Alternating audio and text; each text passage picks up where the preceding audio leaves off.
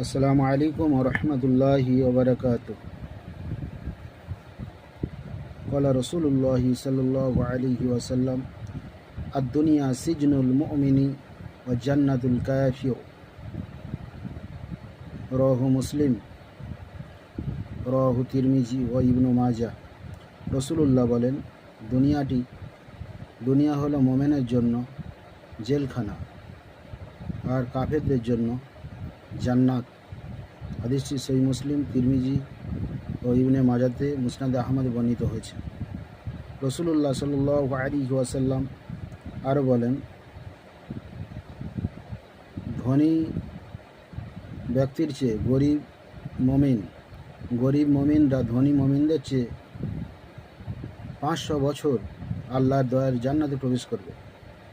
হাদিসটি তিরমিজি 2353 ও ইবনে মাজাহ 412 নম্বরে বর্ণিত হয়েছে। হাদিসের মান সহিহ। রাসূলুল্লাহ সাল্লাল্লাহু আলাইহি সাল্লাম তানার পবিত্র জবান থেকে ইরশাদ করেছেন, তিনি বলেন, ক্বালা রাসূলুল্লাহি সাল্লাল্লাহু আলাইহি সাল্লাম, ইয়াদখুলু ফুকারাউল মুসলিমিনাল জান্নাতা ক্বাবলা আগনিয়াইহিম বিনিসফি ইয়াওমিন ওয়া হুয়া 500 আমিন। রাওয়াহু তিরমিজি ও রাওয়াহু ইবনু মাজাহ। রাসূলুল্লাহ বলেন,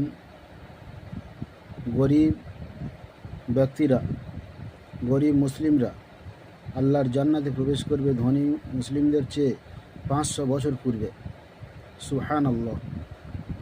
তাই গরিবতা কোনো অভিশাপ নয়, গরিব কোনো খারাপ কিছু নয়, গরিবতা কোনো কিছু খারাপ নয়। রাসূলুল্লাহ গরিব ছিলেন, সাহাবীরা গরিব ছিলেন, সাহাবীদের বহু সাহাবী গরিব ছিলেন। তাই ঈমান হচ্ছে সবচেয়ে বড়।